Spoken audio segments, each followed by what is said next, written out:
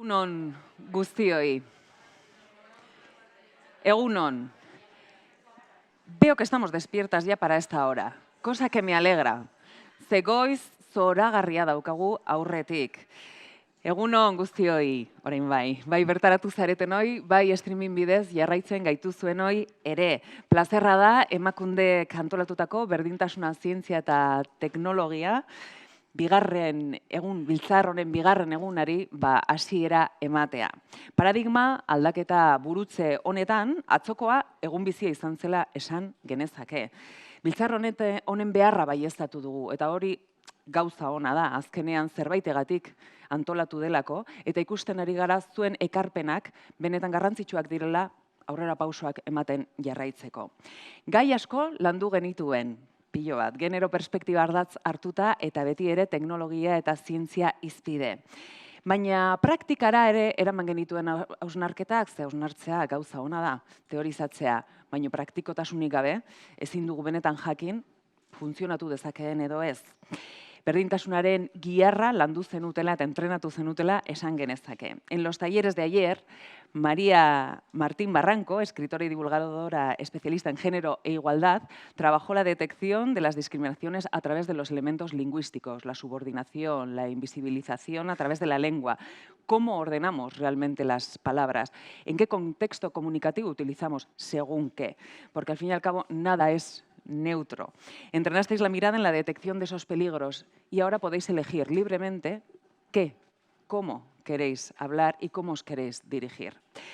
Eva Cuesta, de Big Bang Ciencia, hizo un taller donde estuvieron presentes los sesgos desde las mujeres en la ciencia y su histórica invisibilización.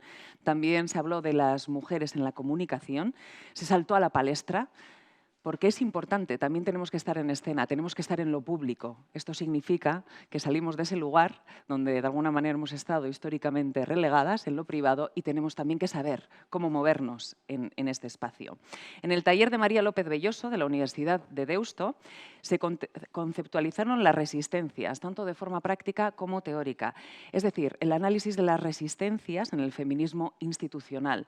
También se habló de la necesidad de crear una red y trabajar de forma conjunta, pues, por ejemplo, con instituciones forales, con Emakunde, con Ikerbasque, Unibasque.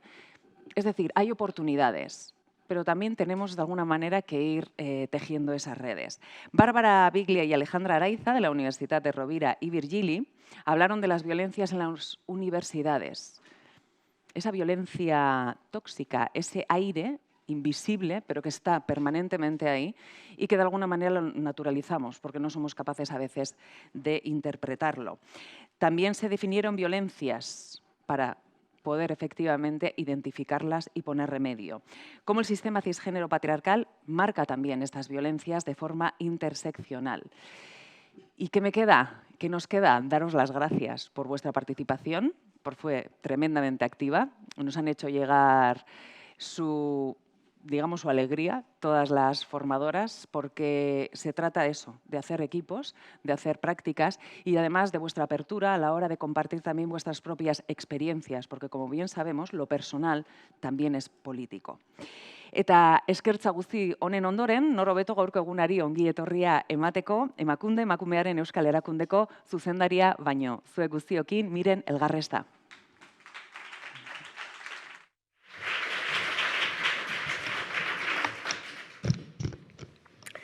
Eskerrik asko, Maitane, eta eskerrik asko guztioi.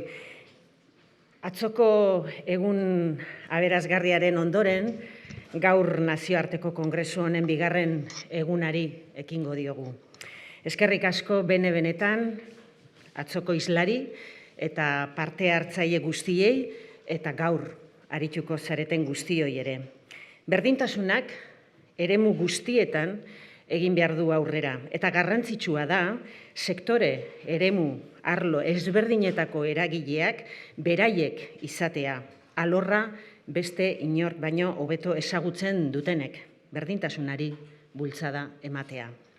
Eta bereziki komunitate zientifiko eta teknologikoaren barruan dauden entitate ezberdinen arteko sinergiak sortzea. Nik uste dut, kongresu honek sinergia batzuk indartu egin dituela eta elkarlana baita ere. Beraz, geneukan helburuetako bat lortzen ari garela esatera ausartuko naiz. Izan ere, erronkak asko dira, aipatu izan diren bezala. Ezin dugu ahaztu generoaren ikuspuntutik zientzia eta teknologiaren munduan arrakala nabaria dela. Ikasketak aukeratzeko orduan, oraindik ere, kasu askotan, neskek eta ez dute guztiz ere, euren ere mutzat sentitzen zientzia eta teknologiaren mundua. Zientziaren irakaskuntza ikasketak ez daude sujetu neutro batentzat bideratuta. Jakintza zientifiko esaten zaiona, oinarri androzentrikoaren gainean eraiki dela. Historikoki zientziak ez ditu aintzat hartu emakumeen jakintza eta esperientzia, ez da haien beharrak ere. Emakume zientifikoek zailtasun gehiago dituzte ikusiak izateko eta promozionatzeko, eta hor badago beste abar gehiago ere. Egoera honen aurrean, kongresu honekin irtenbideak aurkitu nahi ditugu, estrategia eraginkorrak era berean. La brecha de género en el mundo de la ciencia y la tecnología es grande y es importante ahondar en las razones que lo provocan.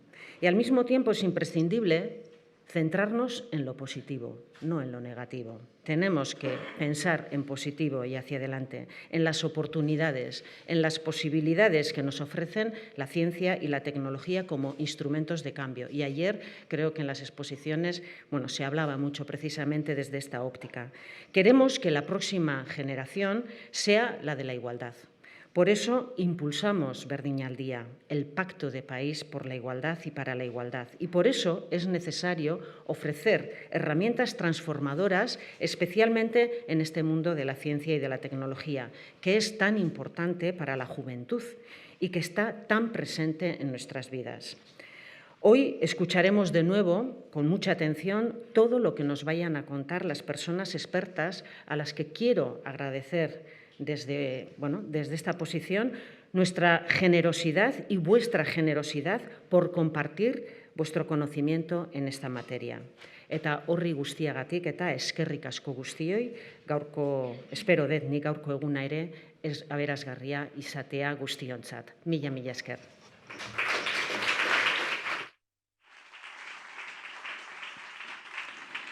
Mila esker, Elgarresta anderea. Eman diezaiogun hasiera gaurko lehenengo ponentziari. Berdintasun agenda dakizuen moduan, genero desberdintasunei eta diskriminazioei aurre egiteko, diseinatutako ekintza, politika eta konpromiso espezifiko multzo bati deritzo, bai gizartean, bai hezkuntzan, bai politikan, bai ekonomian, islatu beharko litzatekena, baita edozein bizitzako esparrutan bezala. Eta hau esanik, egia da, giza eskubideen inguruan ari garela behin eta berriz ere, gogorarazten dugu. Aurrera pausoak eman direla, bai horrela da, eta ematen ari gara, eta Elgarresta andereak zioen bezala positibotik eutsi behar diogu. Baina egia da, ez begineko konbentzioaren ostean, ez ditugula aldaketa horiek, nahi bezain azkarakaso, nahi bezain beste, lortu. Beraz, hemen gaudenok badakigu ezin garela erlaxatu, horrexegatik gaude gaur hemen. Oraindik genero arrakala errealitate bat da. Emakumeok estereotipoak ere oso txertatuta ditugu eta gure lanbideak aukeratzeko garainak hor daude presente. Beraz, ze puntura arte libreak gara aukeratzeko garaian. Jain txertatuta badugu ja gure senan.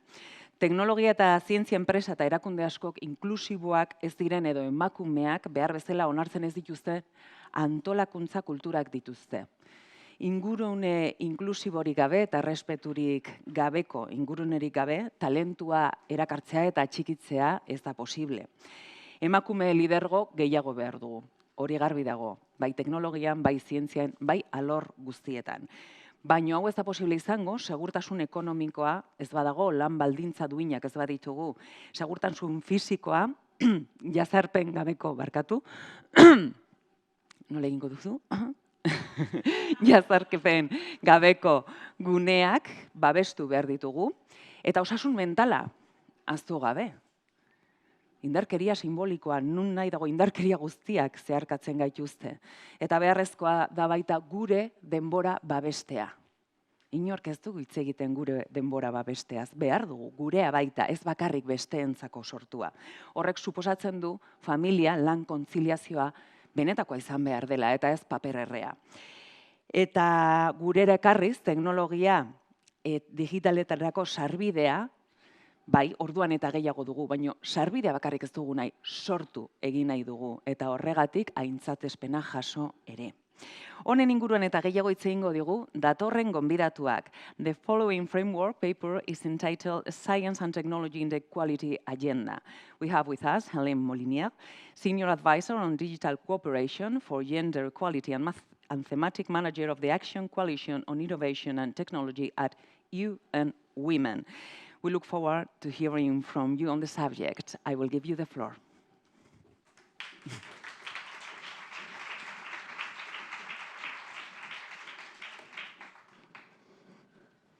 Thank you so much for this kind introduction, and good morning to everyone. I'm going to test this new technology and failed at it straight away. Okay, let's see how we can move. There you go, the slides. I hope you are all full of energy for this second day. I thought that I would start the day with a little icebreaker that I use with my colleagues and some also of the students that I work with. If I put this on the screen and I'll ask you if you know who came up with this, do you know who came up with this equation? Raise your hand if you know about this kind of equation. All right, so you probably all know this guy, Albert Einstein, and how often do we use this in our everyday life? Not so much, but we know him. Now, how often do we use Bluetooth, GPS, and Wi-Fi? And how many of you know that this technology came from an inventor that came up during World War II with a system on frequency hopping? Do you know who came up with this? I have 2-3 hands. So there she is. So we're using this technology every day, and we don't know about Hedy Lamarr. And so it shows some of the limitation we have in our knowledge and the limitation we have in the media. I have another question for you. When I talk about exploring space, going to the moon and Mars, which famous names come to your minds? Probably this guy or one of the many billionaires that are making fun of their money to go to space, but not many of us, noticed that a couple of weeks ago, the space agency of India landing their first device on the moon, and this is the team, or at least part of the team, that made it a success. So again, when we talk about innovation, we talk about what? We talk about what guy from the global north, and it really shows us many things. We have all in us unconscious bias. So when we talk about gender equality, it's not a women's issue. It's really a society issue. We are all born in societies that are not equal, and so we have all seen in the media the achievement of many people that usually don't have the faces and the bodies of these people. And it also tells us that we have to move away from social stereotypes, and which in part we've seen that yesterday. This is what is making a lot of girls not choosing this career, because they think that if they choose computer science or physics or engineering, they have to give up all the other fun stuff in life. And when you look at Hedy Lamarr, she's so beautiful on this photo because she was a Hollywood actress. She's famous first and foremost as an actress, but also she was on her downtown. She loved to do some inventions. So I hope that this was a useful introduction, and then moving to what I do for the UN. So my name is Hélène Molinier. Again, I work for the United Nations. You probably know these colorful little squares here as the Sustainable Development Goals, goals that we need to achieve by 2030, and for which we are incredibly late and having challenges in reaching some of the targets. And so recent breakthroughs in technology has unleashed a lot of potential hope for us to look at avenues where we can use technology, innovation, digitalization as something that can help achieve these goals. But what we have seen as well is that all this technology comes with new risks, and sometimes risks of making us lose some of the gains that we had with these development goals. And so if we don't do technology using a safe, responsible, and equitable manner, we might not be able to not only reach the SDG Goal 5 on gender equality, but all of the others. The second image that I've put here says that technology reflects the people who make it. And so who makes technology? And we've seen it yesterday. A lot of the people that make technology are men, because only 1/3 of people in STI are women. What we see as well is that 85% of patents in the world come from 5 countries. So we are in a situation where the world is being shaped by a minority, and this minority often use gender-blind or gender-neutral innovation. So it means that everything around us, the infrastructure, medicines, equipment, how we build cars, how we develop cities, everything is being done in a gender-blind manner. And we heard it yesterday. We have still many people that think that gender, inclusivity, diversity is irrelevant to technology or to their field of work. And we have people who don't see the role of science and technology to advance gender equality. And so as a result, we live in a world where women are 72% more likely to be injured in a car crash than men, and 70% more likely to die. And why is that? It's because for a long time, you can see crash test dummies were done in one side, but still, even today, even though we have the data, we have the evidence, when you look at safety agencies, in most countries, for the frontal car crash tests, they only require for it to be done using a male body. It's not mandatory to test your car with a female body. And so there's obviously lots of, lost opportunities, and in this case, loss of life. So it's not just, it shows that, gender, when we talk about gender-responsive technology, it's not something that is nice on the side. It's something that if you don't do it properly, is really injuring people. And if also what this shows is that if you don't do it right from the start, it takes a lot of time to fix it and to get it right. The first crash test dummy was done in 1949, and it took more than 10 years for the world to come up with a female version. And then another 20 years for the world to realize that, oh, well, we should also have the children version because they also are injured. And then, fast forward 15 years to realize that sometimes women are pregnant and that it's not the same body and it doesn't have the same impact. And one last thing that I wanted to show you, and I don't know if some of you have read the book Invisible Women in this room, and I highly recommend it.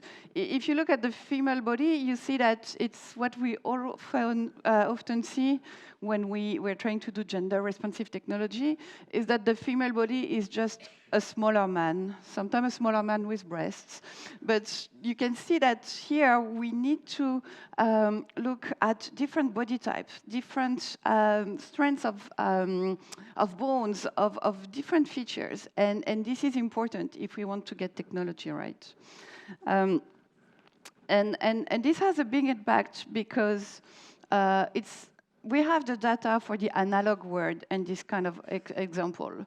But right now we are moving to the digital. And in the digital world, sometimes people don't intuitively see what are the harms that come with this kind of technology. There's less data, but there's still a lot of examples. Example of how discrimination is caused by AI that is biased, how technology, sometimes that is creating for a right purpose, can be used to harass or to stalk women. We have example of health application that don't take into account women's reproductive health. We have examples of digital assistants that are styled as female helpers, or who can tell you where to buy condoms in your area, but cannot tell you where to find emergency contraception. So until very recently, I don't know if you heard about femtech, but femtech has been a kind of digital technology specifically developed to fit women's reproductive health. And this trend only started in 2017. So it's very recent that we see more and more women, and not just women, but also innovators that focus on topics that are seen as usually more of a women interest. But there are still many gaps. And we don't see a lot of technology being developed, for example, for the care industry or for assistive technology. And it's obviously shaping our lives, shaping our work, shaping our education system, shaping how we access our rights. And so there is a huge risk ahead of us if we continue this pattern of gender-blind innovation. So what do we do at the UN?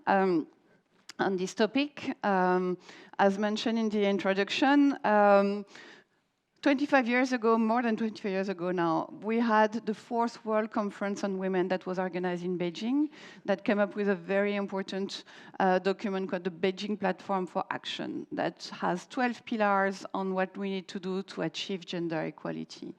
And so in 2020, we were marking the 25th anniversary of this platform. And we realized that obviously, we're still very far from having reached the targets that we have set, and that we needed not only to accelerate progress, but we also needed to fight, again, a pushback against women's rights that we see everywhere in the world, in Europe, but also obviously in other countries where there is conflict or where there are tensions around the democracy. And so one way to try to accelerate this progress was to create 6 action coalitions, one being an action coalition on tech innovation for gender equality, to try to see how to get concrete commitments to accelerate the implementation of this platform.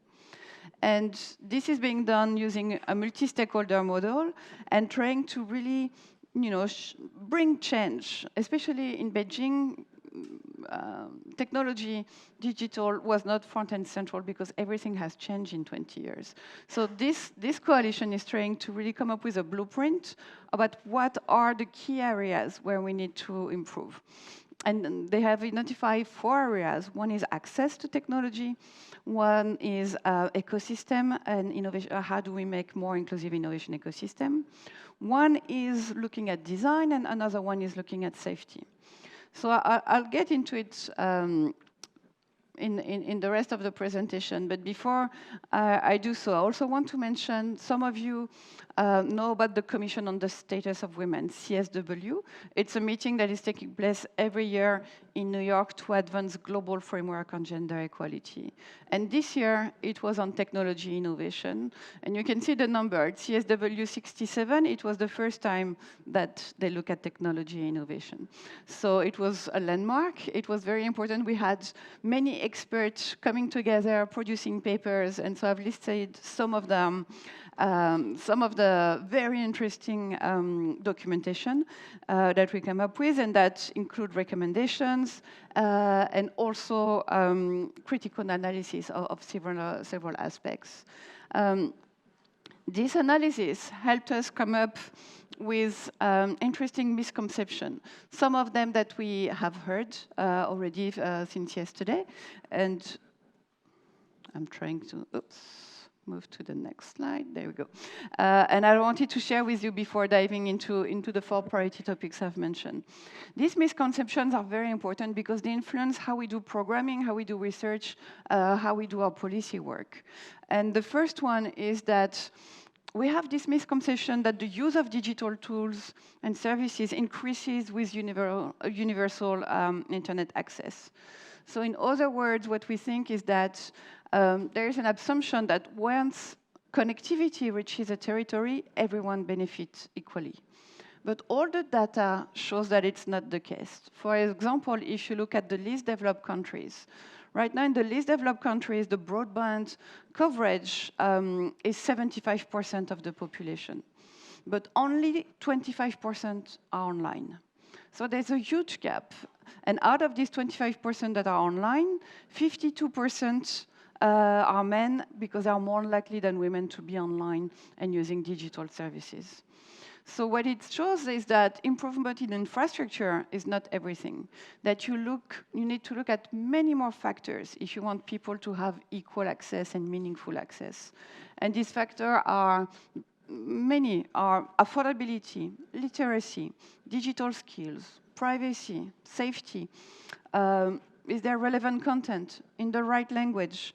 Who is the owner of the device in the house? Awareness about various services, agency to use your device, or even access to electricity still in many countries. And so it takes us to the second misconception, is that for all these factors that I've just listed, actually gender social norms are at play and influence whether and how women can access to a device. And what we see is that there are wide disparities across regions and even within countries. And for example, we see that older women, women living in rural areas, or women with disabilities have much harder access to technology. And so we've heard in the media or in your work, you've probably heard about the gender digital divide. But in reality, when you look into the data, you see that it's not one divide, it's just a multitude of contexts that varies and that we have to take into account when we come up with program and policy work. Another misconception, and we heard about that already a little bit yesterday, is that a lot of these gender gaps are rooted in stereotypes. And one of the most common stereotypes is that, well, women are not interested in technology, or even they're less, they're not as good as men on these topics. And so as a result, a lot of the programs or projects that we see focus on women or focus on girls and are trying to make them more interested in the subject or make them agent of change. While what we need is programs that focus on the people and the institution that are perpetuating stereotypes, that are creating education environment that are not supportive, or work environment that are not supportive for women. And so we need to aim at the people who have the power in this institution to make change and drive change. Another misconception is that we hear a lot how digitalization is an equalizer of opportunity. And that, it goes beyond all the human divide because it's technology and it's neutral and it's amazing. And what we see, as I've just mentioned, because we have one-size-fits-all or gender-neutral technology, we end up with a lot of objects and services that are designed by men or that are not accessible for the most marginalized population. We don't see women empowered as creators of technology or innovators. And so this really limits how we can have a transformative effect and have everyone benefit equally. And the last one is something that we came up with when we were reviewing all the documentation. And when you look at digital cooperation, you see that a lot of time it's overly focused on, again, infrastructure, on the digital economy, on technical issues, but not so much on how technology development are affecting our societies, are creating major disruptions. There's not enough investment and not even enough focus on these topics. And we see that, like today, the topic of the conference is gender and technology, so of course we're going to be discussing that at length. But if tomorrow you go to a conference that is just on technology, on AI, on metaverse, any new topic, there won't be a gender lens, or there will be a very superficial one. So we need to make extra effort to see how this can come up in the discussion when we are just talking on technology and don't have separate space where we talk about technology and gender, but never about gender when we are talking about AI and other topics. So this misconception has really tried to drive some of the work that we are doing and inform the priorities that we have. And so these 4 priorities, we feel that they are mutually reinforcing and that they should come together. It's not one or the other, it's all 4 together. And as I mentioned, the first one is access.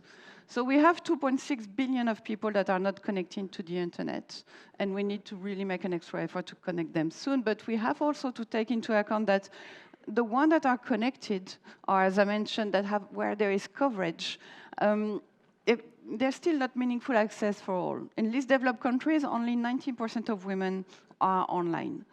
And so when they come online, we had to make sure that they are in an environment that is safe, that is productive for them, and that is really a satisfying experience. What we recommend is to have mainstreaming of equity and inclusion in national digital policies. And that we have something that we've seen yesterday already with the Horizon programs, and we need much more of that, is to see public and private investment mainstreaming gender in their priorities, so that we do that in research, we do that in procurement, we do that in any program that is being set up. We also need to look at education, at skills, at digital literacy, and again, try to look at the environment and also invest in teachers. We need to look at school infrastructure. We need to look at teacher capacity to teach digital skills in a gender-responsive manner, to do hybrid learning, and make sure that the content is relevant for girls and doesn't have any stereotypes. Because stereotypes is really what is driving a lot of the gaps that we see in STEM studies. And so we have to transform the way that these STEM studies are being taught, and we saw that at length yesterday. The second aspect is ecosystem. And here, what we really try to explain is that when we look at digital services, or if we look at technology, once it is rolled out, it's not rolled out in a vacuum.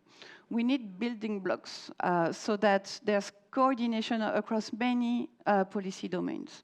We need to look at skills, we need to look at entrepreneurship, job creation, we need to look at consumer protection, financial inclusion. It's not just one policy domain, it needs to be cross-cutting. And we need to have multi-stakeholder collaboration. And so that we don't just, again, focus on gender project on the side, but really mainstream these issues into each program that is being developed. We need also to look at sex disaggregated data because it's missing and you can't improve what you don't measure. If you look, for example, at startups in Africa, only 3% of early stage funders go to women funder and 76% go to male team. If we want to change that statistic, we need to have an ecosystem approach because it's not one actor or one stakeholder alone that can change such a huge gap. The last part that we looked into is the future of work, and we hear about it a lot, especially recently with generative AI. So how do we anticipate the changing demands for skill? How do we make sure that we facilitate access for women in digital industry, for example, and that we put in place labor and employment policy that not only facilitate the recruitment, but also the promotion and the retention of women in technology and innovation, because we see also this is where we have the most challenging issues. The third topic is design. So here's a bit of a shortcut because it's not just design, we actually need gender perspective in the whole innovation cycle. So design, development, deployment. And so what it requires is obviously having parity and more gender in the team and to try to have them recognized as creator, innovator of technology, not just user. You all know probably the percentage of women Nobel Prize winner in science category, which is 3%. So obviously we as a society, we can all do much better than that. And for that, we need to embed technology, but it's not embed gender and technology, but it's not the responsibility of women alone. We need gender balanced team, but we need cross-functional team as well. We need to combine technical and social science, because that's also one way to bridge the gap and to have more women come to technology and create a multidisciplinary approach, because a lot of the technology challenges also need to have this social science approach, and the silos between humanities and science are still too big. And if we do that, then we'll be much better at looking at safety, looking at privacy, at inclusion, at equal access to some of the technology that is being developed. We also need to look at transparency and accountability and have a human rights-based approach. I think for too long now, we've looked at ethics, and ethics only gets you so far. And now what we really need is human rights-based approach. These principles exist. They need to be followed by government, but also by businesses that are doing technology that are having a huge impact on women's rights. The last topic is safety, and I think we're going to be discussing it even more today, and I really look forward to that, on how we prevent and eliminate technology-facilitated gender-based violence. And I think here we all know, and we've all seen how the internet has become toxic, a toxic amplifier of hate, of abuse, of harassment, and how this hate online is really targeting women and girls in priority. And so we have also seen that it's not just online, and that technology is being used to control, to harm, to silence women, and especially women in the public eye. Journalists, politicians, are women human rights defenders. And it's really creating a vacuum and silencing these voices in the media. So what do we do for that? We need to look at education, because a lot of the prevention against disinformation, against hate online will have to come to education, and how also we engage men and boys as change agents. We have to look at policy and administrative measures, and how some of these frameworks need to be revised and adopted, but also how we train law enforcement, judges, police, to implement them. And finally, we have to look at how we work with the private sector. And I think that it's also something I would like to discuss more today, because we've heard it a little bit yesterday, but how do we reach out to these agents that are responsible for the product design, for accountability, and for making sure that some of the products are safe and respect human rights? So this framework that you've just seen has been adopted at the CSW 67. And so it's a huge contribution for the global normative framework on gender equality, because as I said, there was nothing much on technology before. And so now that we have this clear vision, what we require is strong political engagement, because it needs to be implemented, and member states will have to come back in 5 years to report on this implementation. What we want as well is for this framework to influence the Global Digital Compact. And I don't know how many of you have heard about the Global Digital Compact so far. It's something that is really going to be a once-in-a-generation opportunity to shape our digital future.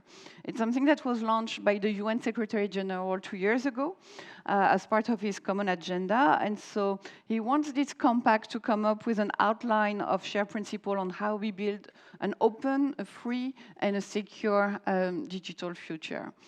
And one of the risks, going back to what I was mentioning in the misconception, is that, again, as you can see, gender is nowhere to be seen in this framework because it's cross-cutting. And we all know that when we put gender as a cross-cutting objective, we have a great risk of seeing it disappeared or just be marginally addressed.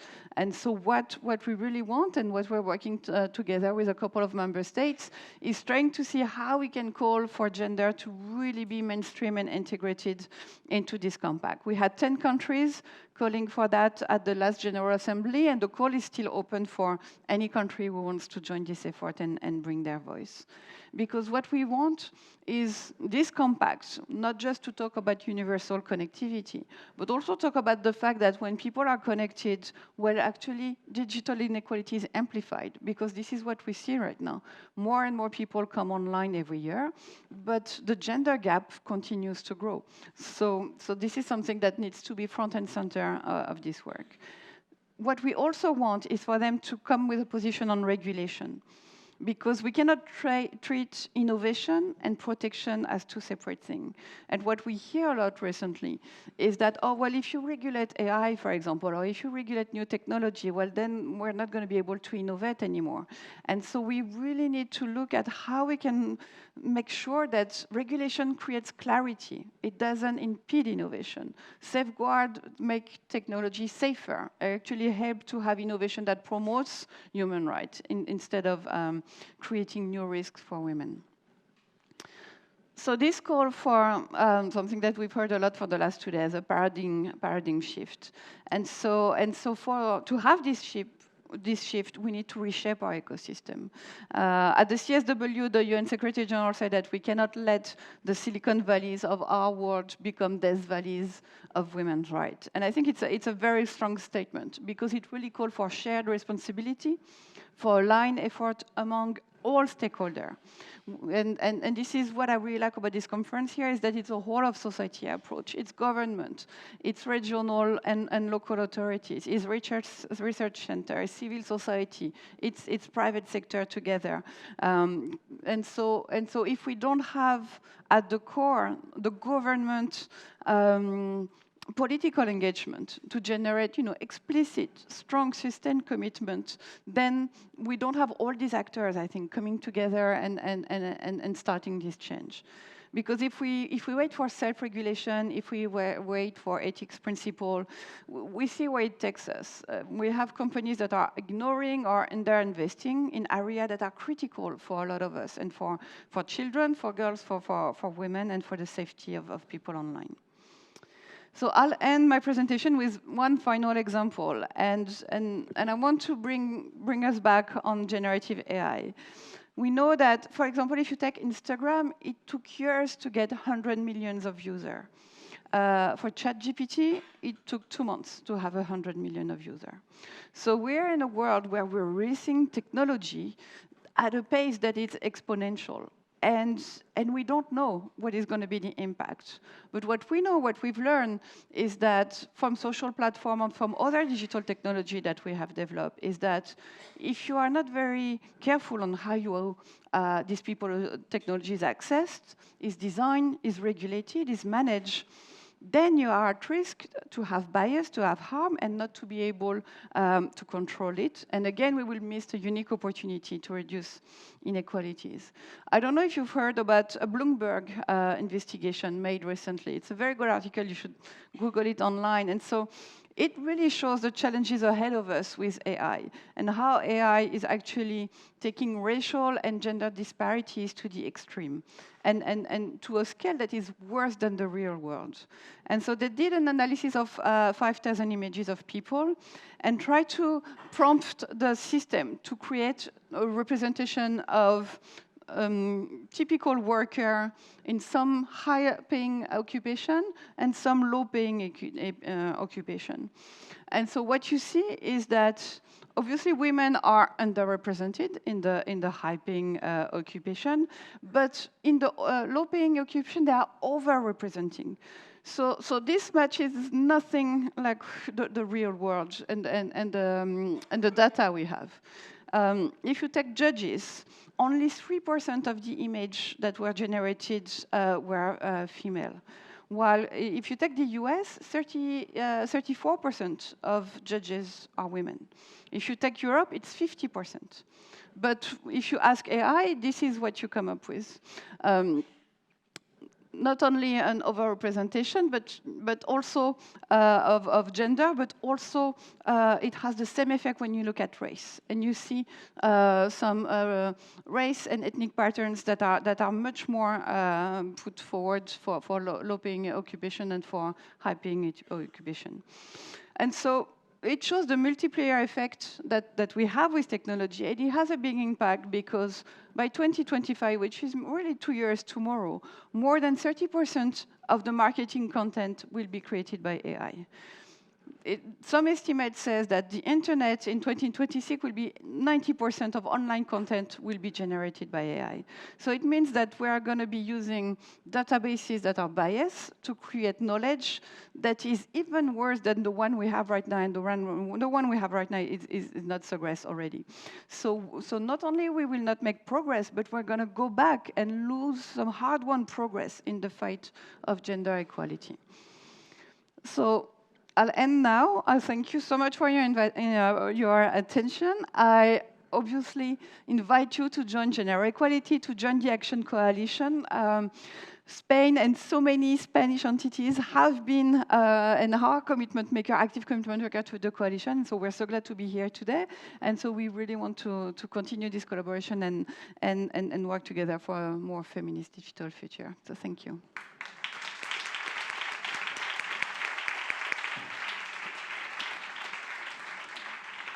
Thank you very much for your powerful lecture, Hélène Molinia.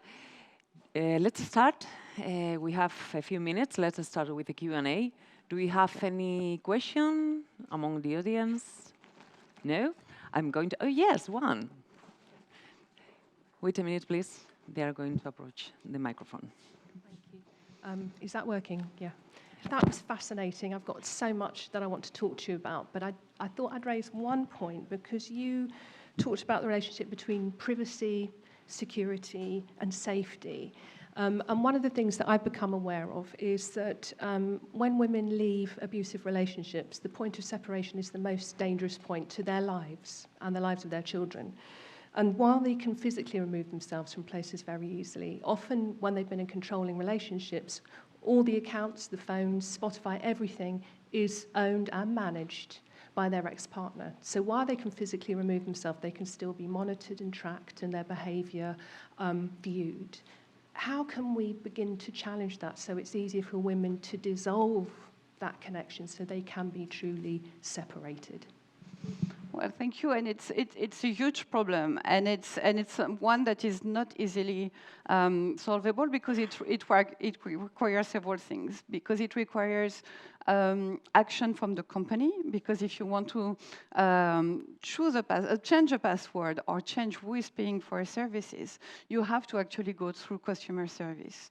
And so this is one of the conversations we have with the private sector, is we don't want them just to be better at managing, for example, content online and coming with AI filters that generate much better content. We also want them to improve customer service and to understand the various difficulties that women face when they separate, when they are part of domestic violence relationship, where there are famous profile online and they are being harassed, and they need to change a lot of the settings that they are using.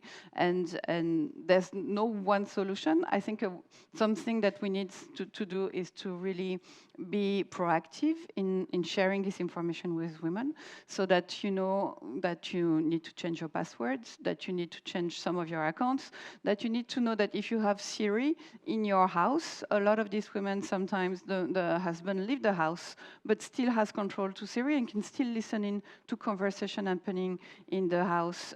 So the more we move to these smart appliances and Internet of Things, you end up with a man that is not in the household anymore, but can control your Siri, your fridge, sometimes your car, and track where you are going or where your children are at any moment. And that's not an easy target to do, because we need to really teach about women, and these women, about safety, about security, about all the risks that come with that. Yeah.